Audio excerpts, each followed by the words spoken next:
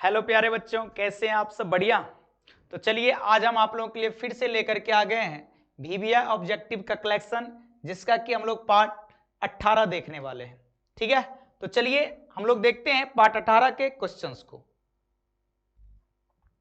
देखिए पहला क्वेश्चन है integration of -pi to pi 10x dot dx।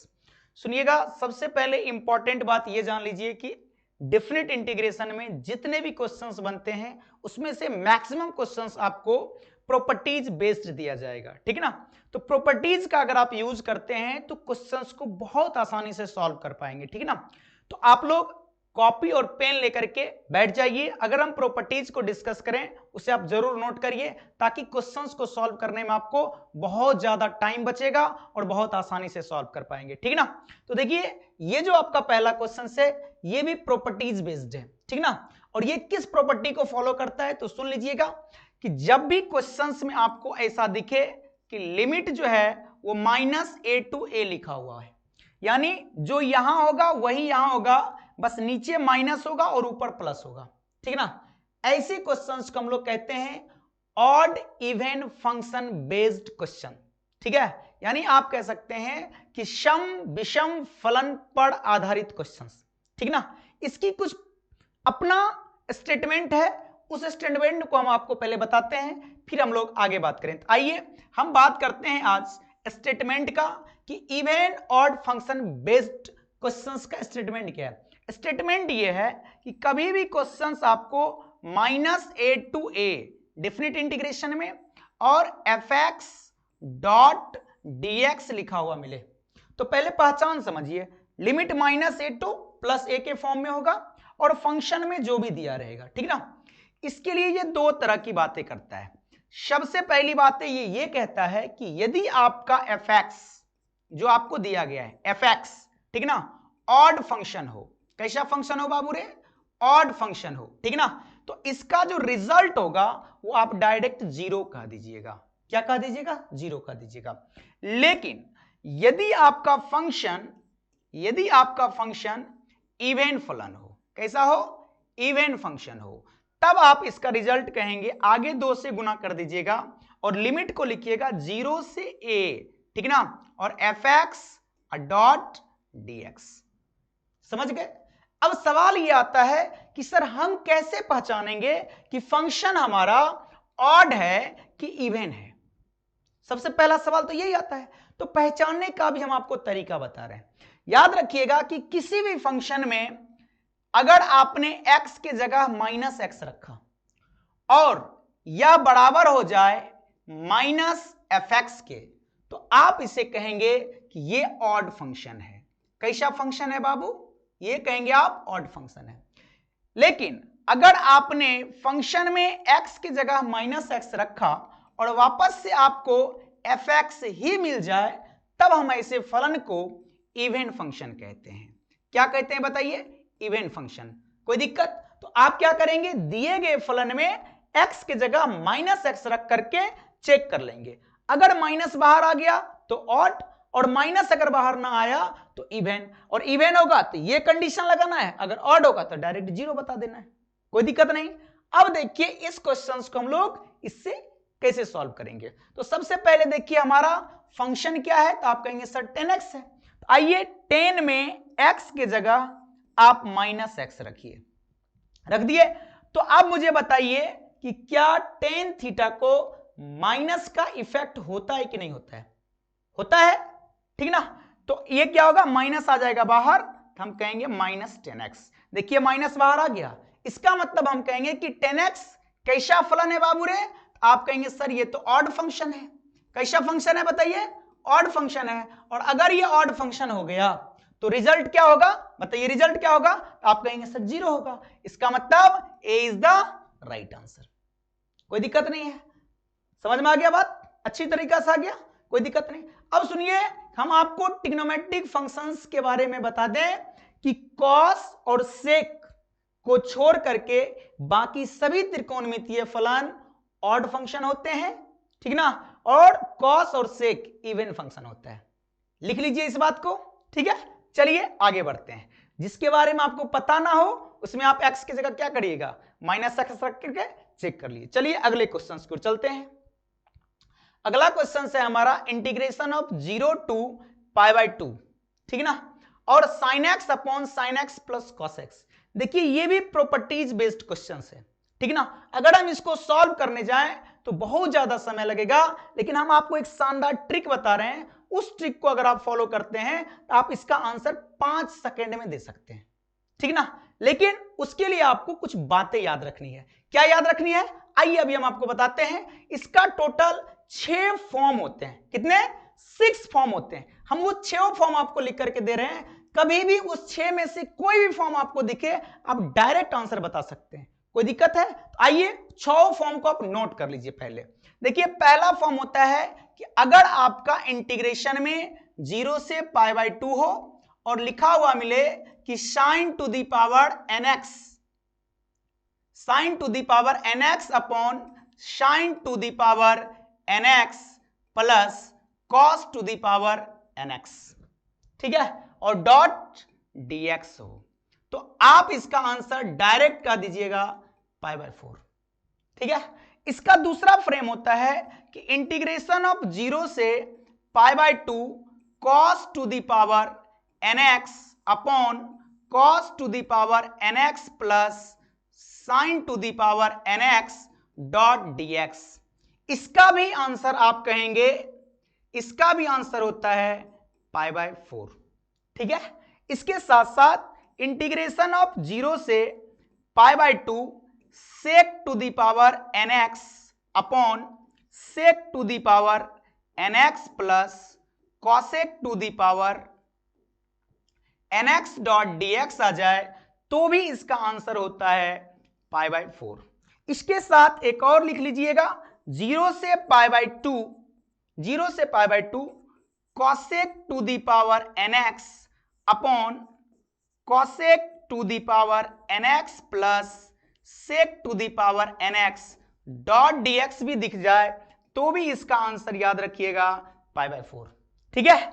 इसके साथ साथ एक और आप याद रखेंगे कि इंटीग्रेशन ऑफ 0 से π/2 1/1 plus 10 to the power nx dot dx, ठीक है। और एक और याद रखेंगे 0 से π/2 1/1 plus cot to the power nx dot dx। इन सभी का आंसर π/4 होता है, ठीक है। इस 6 में से कोई भी फ्रेम आपको दिखता हो, आप नोट करके जाइए कि इसमें से कोई भी क्वेश्चन आ जाए आप उसका आंसर π/4 ही लगाएंगे, ठीक है। जब हम सब्जेक्टिव का क्वेश्चंस लेकर के आएंगे इस तरह के क्वेश्चंस को हम सब्जेक्टिव मेथड से सॉल्व करके आपको बताएंगे कि कैसे होता है। आ गया बात समझ में? तो आप बताइए कि जल्दी से इसका आंसर क्या होगा। बाबू जल्दी बताना। अब आप कहेंगे सर ये n क्या है? याद रखिएगा n कोई भी धनात्मक वास्तविक संख्या हो सकता है, पॉजिटिव रियल नंबर, कोई दिक्कत नहीं है। यानी आप उसमें नेचुरल नंबर भी आ सकता है, उसमें इंटीजर भी आ सकता है, उसमें रैशनल नंबर भी आ सकता है। समझ में आ गया बात? तो इस तरह के क्वेश्चंस का रिजल्ट क्या होता है? π/4। तो बताइए यहां पर sin to the power 1x upon sin to the power 1x plus cos to the power 1x है क्या? इसका मतलब इसका आंसर डायरेक्ट बोलिए क्या होगा? तो आप कहेंगे सर π/4 होगा।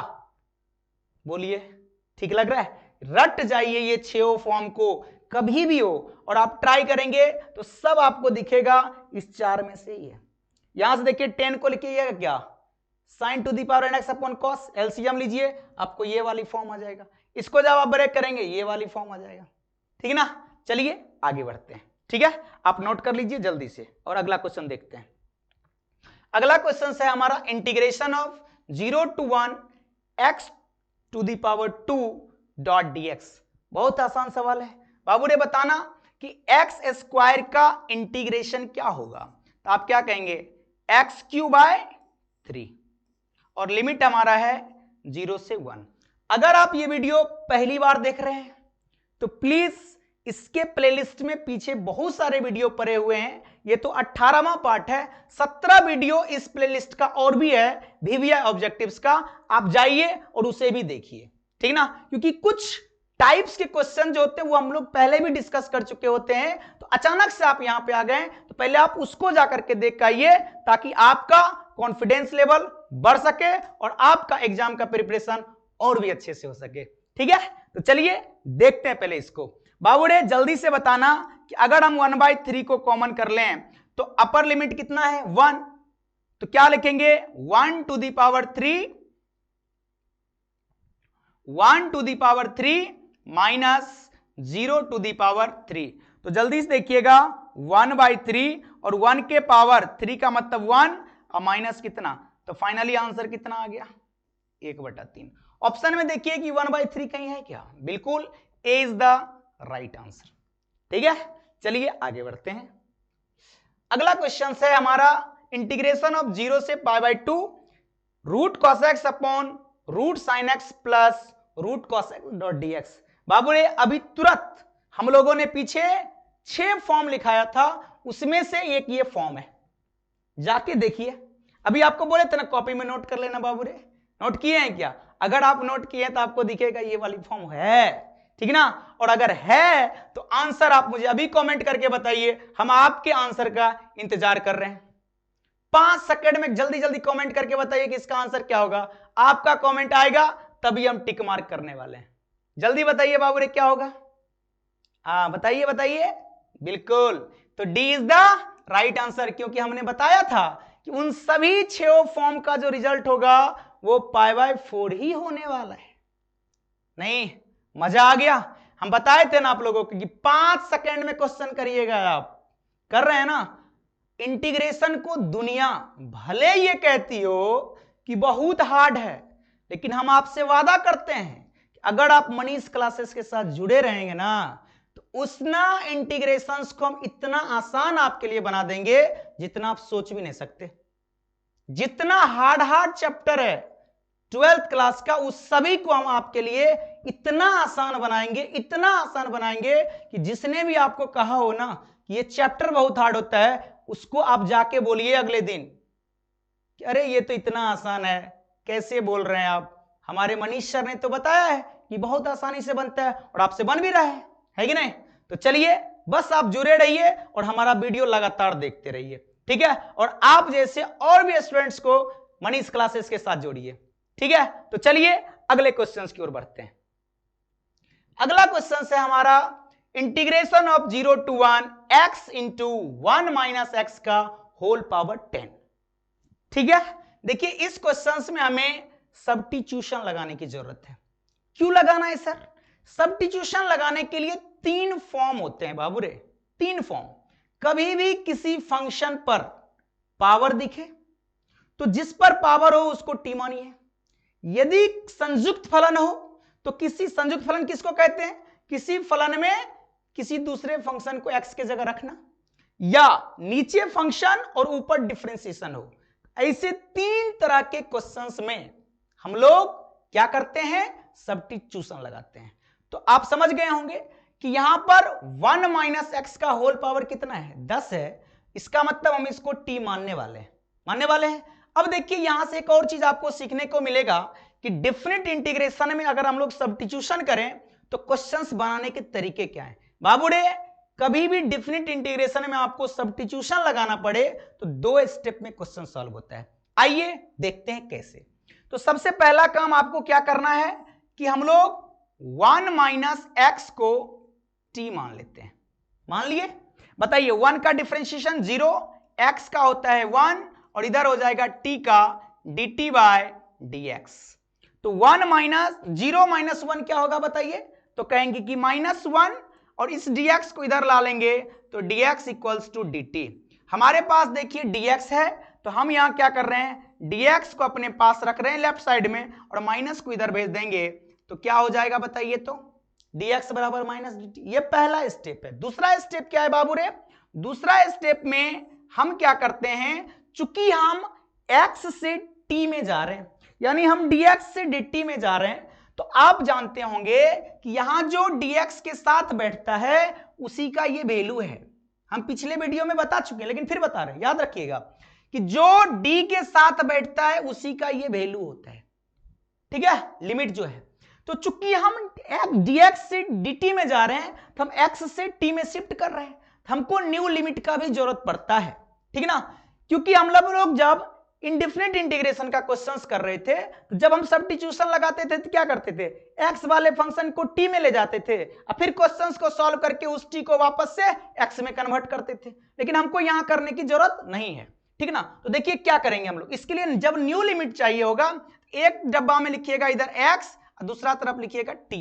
t किसको माने हैं आप बताइए, तो आपने 1 माइनस एक्स को t माना है, यहां लिख लीजिए 1 माइनस एक्स। आराम आराम से समझिए, अच्छे से समझिए, कोई दिक्कत नहीं है। अब देखिए लोअर लिमिट हमारा कितना है बाबू रे, आप कहेंगे 0। इसमें आप x के जगह जब 0 रखिएगा तो 1 माइनस 0 बराबर कितना, 1 आ गया। फिर बताइए अपर लिमिट हमारा कितना है 1, तो यहां पर x 1 है, इसमें जब x के जगह 1 रखेंगे तो 1 माइनस 1 कितना हो गया 0।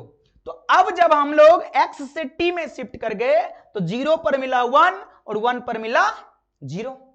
अब देखिए इसी चीज को हम कैसे लिखते हैं, तो आइए आपको हम दिखाते हैं। अब हमारा लिमिट हो जाएगा 1 से 0, ठीक है। और देखिएगा यहां पर हमारे पास क्या है, x है, तो इस इक्वेशन से हम लोग x निकालते हैं। देखिए x बराबर क्या हो जाएगा बाबू रे, इस देखिए इधर माइनस x है, इसको आप इधर लेके चलिए, तो इधर हो जाएगा हमारे पास x और इस t को इधर बुला लेंगे तो 1 माइनस कितना t। तो x के जगह पर हम रखने वाले हैं किसको बताइए, तो 1 माइनस t को, और 1 माइनस x को हमने क्या माना है t, और उस पर पावर कितना है 10। dx बराबर हमारे पास कितना आया बताइए, तो माइनस dt, तो यहां पर रख दीजिए माइनस dt। हम आराम से आपको सिखा रहे हैं, बस आप सीखिए।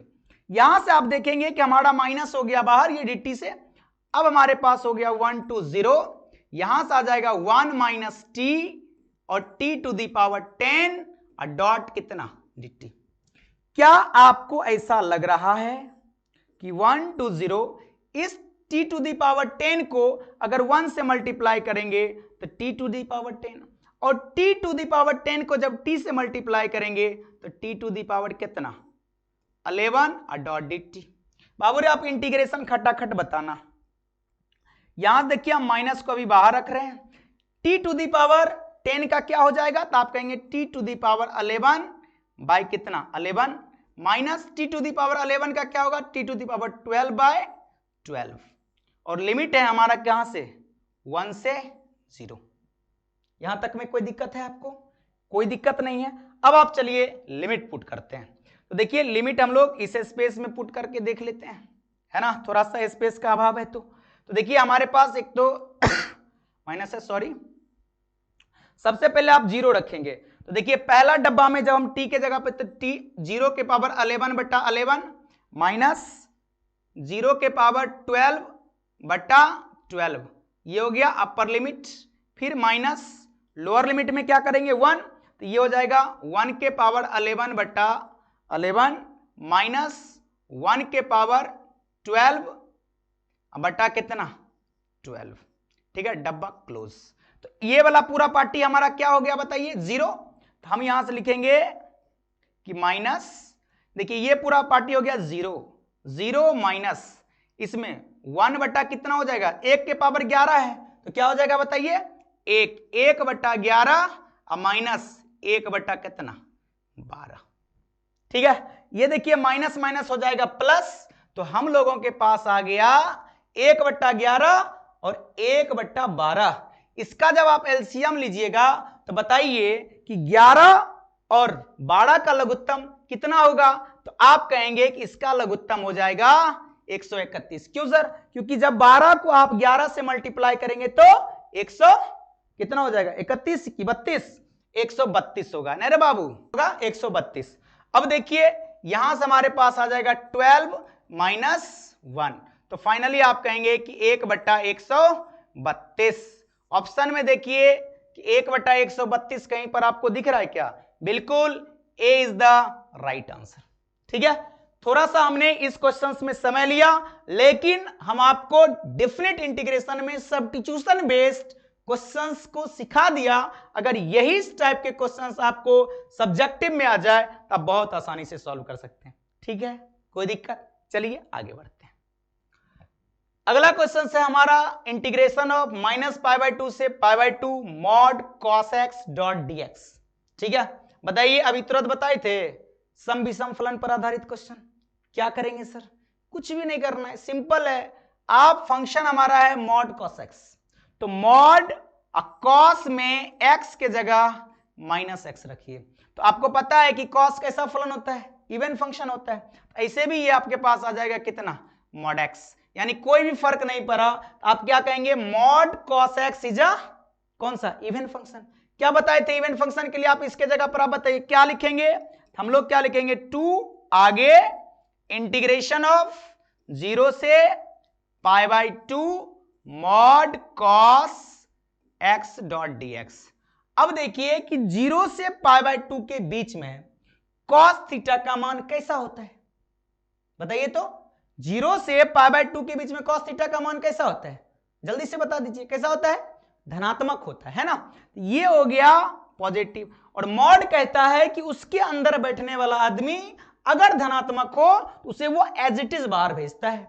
तो हम क्या लिखेंगे इसके आगे? 2 हमारा बाहर आ गया 0 से π/2 और मॉड टूट गया तो बचा क्या? cos x dot dx। बाबू रे जल्दी से बताना कि cos x का इंटीग्रेशन क्या होता है? तो आप क्या कहेंगे? cos x का इंटीग्रेशन होता है sin x, और लिमिट हमारा है 0 से कितना? π/2। ठीक ना? तो देखिए 2 तो आ ही गया हमारे पास, पहले अपर लिमिट रखिए। तो आप क्या लिखेंगे? sin π/2 minus sin 0। ठीक है बाबू रे। अब आप बताइए कि यहां से हमारे पास 2 तो 2 है, sin π/2 का मान कितना हो जाएगा? 1, और sin 0 तो 0। इसका मतलब फाइनल आंसर हो गया आपका 2। ऑप्शन में देखिए 2 कहीं दिख रहा है क्या? बिल्कुल ए इज द राइट आंसर। ठीक ना? कैसा लग रहा है आप लोग को? मजा आ रहा है? चलिए आगे बढ़ते हैं, अगले क्वेश्चन को देखते हैं। अगला क्वेश्चन है हमारा integration of π/6 to π/3 dx upon sin 2x। ठीक है, तो क्या करेंगे हम लोग ऐसे क्वेश्चंस के लिए? बहुत ही आसान है और बहुत आसानी से हम लोग इसको सॉल्व कर लेंगे। कैसे सॉल्व करते हैं? देखिए हमारे पास है सॉरी π/6 टू π/3, और साइन को जब हम लोग ऊपर लेके जाएंगे तो ये क्या बन जाएगा बताइए तो? ये बन जाएगा cosec 2x डॉट dx। ठीक है बाबू रे, आप मुझे बस इतना बता दीजिए कि cosec का इंटीग्रेशन, cosec x का इंटीग्रेशन क्या होता है? बताइए तो। आप कहेंगे कि cosec x का इंटीग्रेशन होता है हमारे पास log mod क्या? तो आप कहेंगे tan x/2। ये किसका होता है बाबू रे? ये होता है cosec x का। लेकिन cosec में x के जगह कौन है? 2x। तो यहां पर आप क्या लिख देंगे? x के जगह 2। और आपको पता है कि ये रैखिक फलन है, इसलिए 2 से क्या करना पड़ेगा हमको? यहां पर डिवाइड भी करना पड़ेगा। और फिर आप क्या करेंगे? इसमें लिमिट पुट कर दीजिएगा। लिमिट कितना है आपका? π/6 से π/3। कोई दिक्कत नहीं है। अब देखिए कि यहां से आपका 2 से 2 कट गया, और हम क्या कर रहे हैं? यहां से 1/2 को कर देते हैं बाहर, और आपके पास आ जाएंगे log। ठीक है, और क्या है बाबू रे? 10 में अपर लिमिट कितना है? तो π/3 माइनस log 10 कितना? π/6। सही है।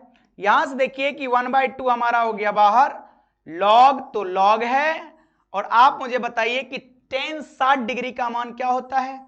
आप कहेंगे √3 माइनस, और tan 30 डिग्री का मान क्या होता है? तो आप क्या कहेंगे बाबू रे? 30 डिग्री का मान बताना 1/√3।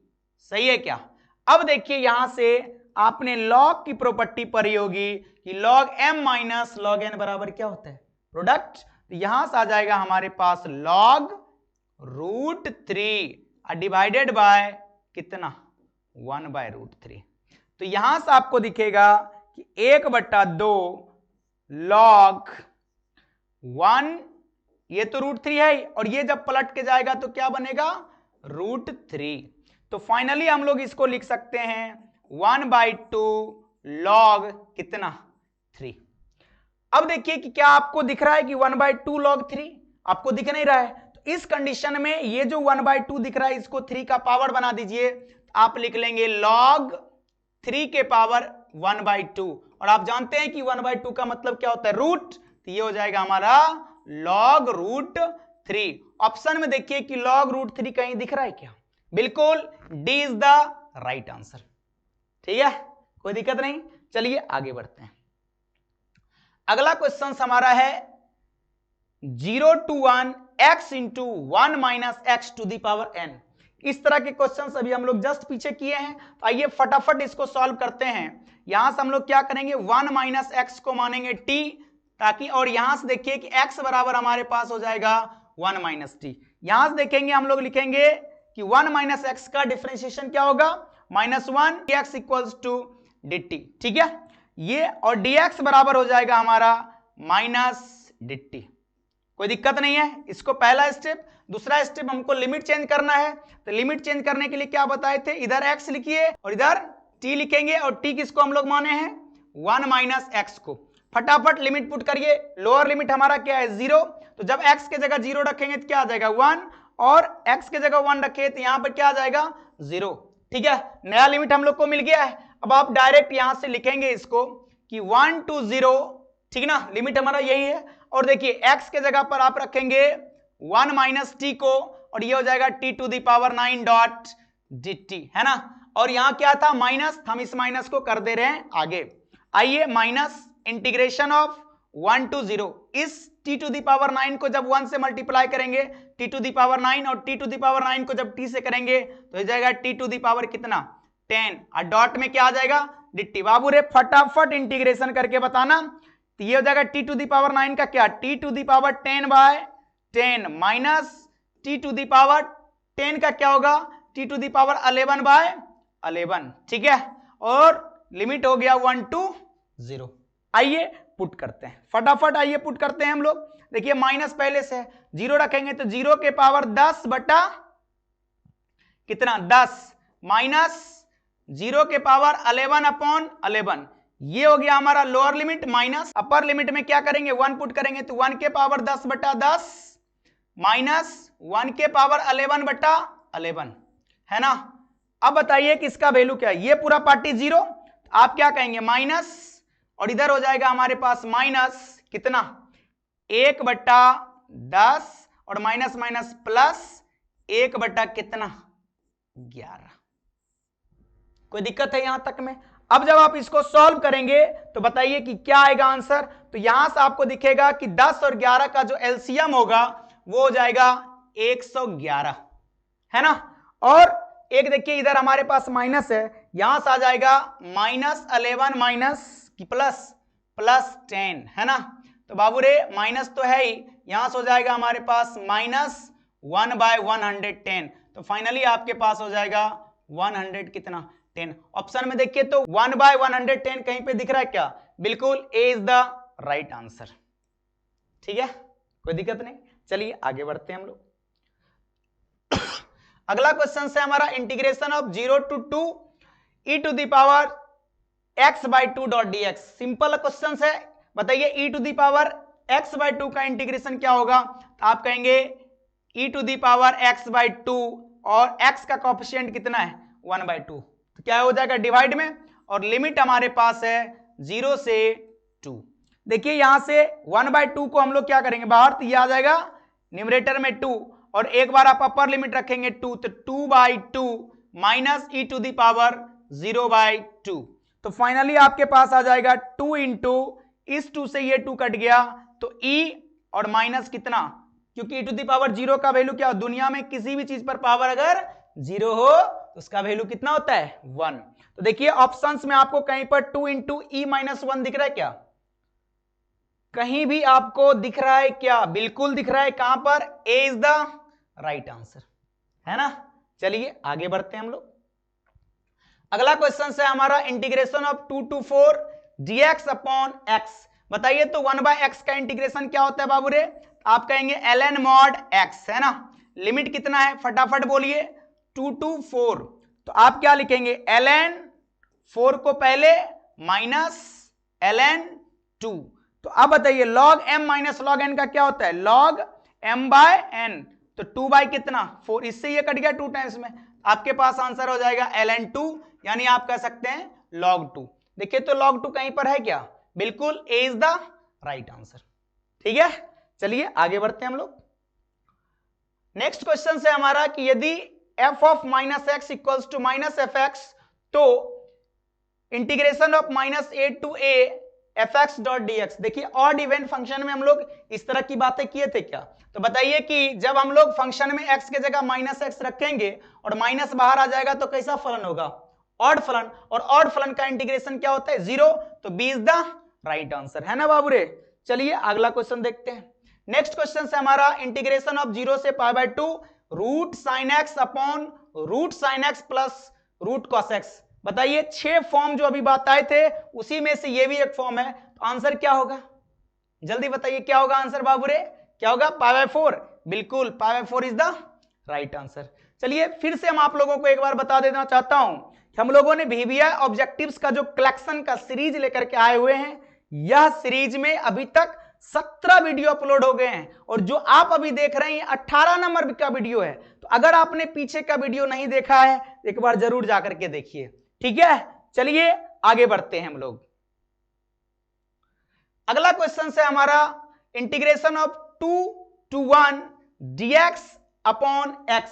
सिंपल है, 1/x का इंटीग्रेशन बोलिए बाबू रे, आप क्या कहेंगे ln mod x, है ना। लिमिट क्या कहां से कहां तक है, तो आप कहेंगे 2 से 1। तो पहले अपर लिमिट रखेंगे, ये हो जाएगा log 1 माइनस कितना log 2। log 1 का मान क्या होता है 0, तो 0 माइनस log 2, यानी आप कह सकते हैं कि माइनस log 2। देखिए तो ऑप्शन में माइनस log 2 कहीं है कि नहीं है, तो आप क्या करेंगे इस माइनस को 2 का पावर बना दीजिए, तो आप लिखेंगे ln 2 to the पावर -1। तो फाइनली आप कह सकते हैं किसी भी चीज पर अगर पावर माइनस में हो तो वो कहां शिफ्ट करता है, डिनोमिनेटर में। तो log 1/2 ऑप्शन में दिख रहा है क्या, कहां दिख रहा है बाबू रे, सी। तो सी इज द राइट आंसर, ठीक है। चलिए आगे बढ़ते हैं। अगला है हमारा integration of a to b x Q dot d x. Simple है, एक्स क्यू का इंटीग्रेशन क्या होता है बताइए तो आप कहेंगे x to the पावर 4/4 और लिमिट है हमारा कहां से कहां तक, a to b। यहां देखिए कि 1/4 को हमने कर दिया बाहर, अपर लिमिट रखेंगे तो आप लिखेंगे b to the power 4 minus a to the power 4। तो ऑप्शंस में देखिए कि b to the power 4 minus a to the power 4/4 कहीं पे दिख रहा है क्या, बिल्कुल b is the right answer, कोई दिक्कत। चलिए अगर देखते हैं नेक्स्ट क्वेश्चन। अगला है हमारा integration of a to b dx। बताइए dx का इंटीग्रेशन क्या होता है बाबू रे, आप जानते हैं कि इसका इंटीग्रेशन होता है x, लिमिट है हमारा a to b। तो फाइनली b माइनस क्या हो जाएगा a। ऑप्शन में देखिए तो b माइनस a कहीं है क्या, तो a is the right answer, ठीक है। कैसा लगा जल्दी से कमेंट करके बताइए आप लोगों को कैसा लगा। फिर से आप लोगों को एक बार बता देना चाहता हूं कि अभी जाइए हमारे टेलीग्राम चैनल्स को ज्वाइन करिए, जहां पर हम जितने भी चैप्टर्स का आप लोगों के लिए क्वेश्चंस लेकर के आ रहे हैं सभी का थ्योरी और फॉर्मूला का PDF डाला हुआ है, जाकर के देखिए, ठीक है। यहां हम डिस्कस करते हैं थ्योरी, तो बहुत ज्यादा डीपली डिस्कस नहीं कर पाते हैं। अगर आपको डीपली थ्योरी चाहिए, हैंड रिटन थ्योरी चाहिए, जो हम लोग ऑफलाइन क्लास में हम पढ़ा करके बच्चों से तैयार करवाते हैं, अगर आपको वो PDF चाहिए अभी तुरंत जाइए हमारे टेलीग्राम्स को ज्वाइन करिए, हमें व्हाट्सएप पर ज्वाइन करिए, हमें मैसेज कर सकते हैं। तो आपको पता है कि हमारा टेलीग्राम और व्हाट्सएप का लिंक डिस्क्रिप्शन में दिया हुआ है, हमसे तुरंत जुड़िए और ये सभी चीजें आप पाइए, ठीक है ना, कोई दिक्कत। तो चलिए ये वीडियो आप लोग को कैसा लगा ये आप लोग रिव्यू जरूर दिया करिए, ठीक है ना। वीडियो के अंत में कमेंट करिए कि सर कैसा लग रहा है वीडियो आप लोगों को। ये सारी बातें जब आप बताएंगे हमें बहुत अच्छा लगेगा, ठीक है। तो चलिए इसी आशा और विश्वास के साथ हम लोग फिर मिलते हैं नेक्स्ट वीडियो में, तब तक जुड़े रहिए मनीष क्लासेस के साथ। जय हिंद, जय भारत।